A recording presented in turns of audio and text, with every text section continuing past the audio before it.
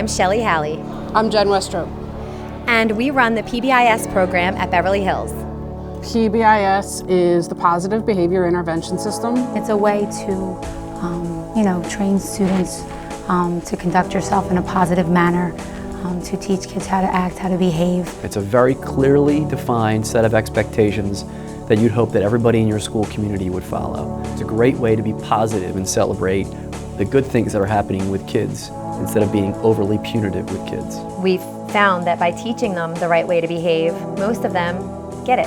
And I think more importantly than anything, aside from administration who have been great, there have been some unbelievable teachers leading this charge. Sheli is one of our music teachers, and Jen is one of our health teachers here in the building. I was one of the original people on the behavior committees that we had 2 years ago, and a group of us from the behavior committees, we had individual grades committees, and we were chosen to be one committee school-wide. We call it the core committee. It's comprised of teachers, counselors, administrators, psychologists, guidance counselors. And it's all kind of interconnected. So core citizenship and PBIS, it's kind of become a huge building initiative to kind of tie everything together. I got asked to head up the safety committee, and we started to find that the safety committee and the core team were starting to cross a lot. It was just a perfect fit for them to lead this team. I just found myself emailing Jen all the time, how about this, how about this, did you think about this, what about this idea? Jen and Sheli reel it all in, and they make sure it's all working collectively. You start with a matrix. The matrix was sort of almost like our set of guidelines that we could give the kids with be safe, be respectful, be responsible. Be safe, be responsible, be respectful. Be safe, respectful, and responsible. So the lesson plans that are created revolve around teaching the matrix throughout the school year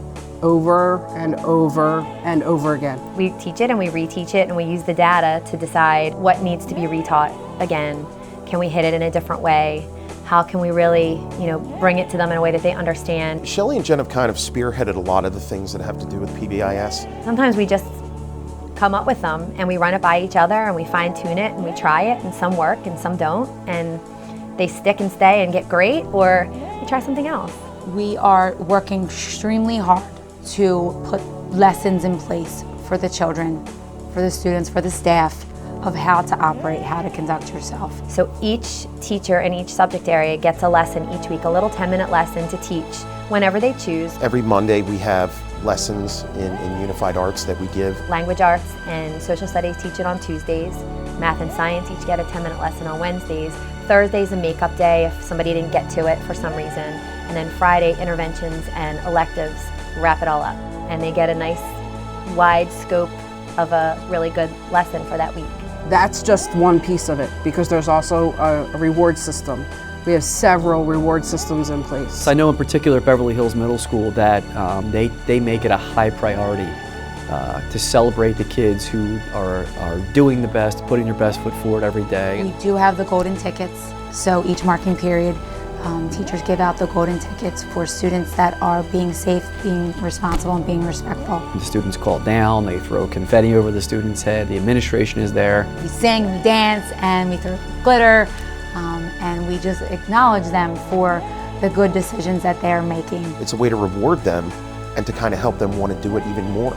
And kids that maybe aren't able to deal with things behaviorally, it gives them a way to want to get engaged in a positive direction. Jen also heads our Kodiak Registry, which is something new this year. The Kodiak Registry is based on 4 areas of student life, and the students apply to be on the registry every marking period. Every quarter, it gives students who are doing very good the opportunity to kind of jump ahead and be recognized for doing things that are good.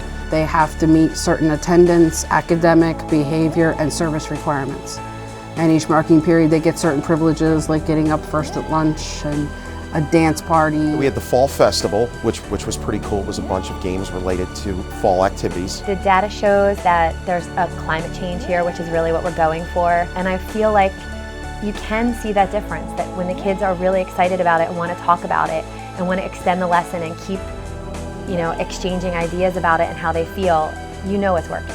One of the key ingredients to having a successful program across this district is having great leadership in your buildings. Teacher leaders as well as principal leaders, which ultimately will then help identify your student leaders. I think they do a phenomenal job of working with their peers, working with administration to make it all work for everyone. They make a difference because they care about their kids. They spend the time to get to know their kids. They have such a compassion for their school, such a love for their school, and such a love for their kids that it goes way above and beyond what content they teach. I know we both do it for no reason except the kids, and that we love to do it and we believe in it. We have very good communication and we support each other with whatever we need to get it done. We just get it done. If you put your heart in it, it's not really work, it's a passion. If it comes from love and it's delivered with love, then it gets across the way it needs to be, and I don't know, it all comes back, I think. There's always something that comes back from doing it.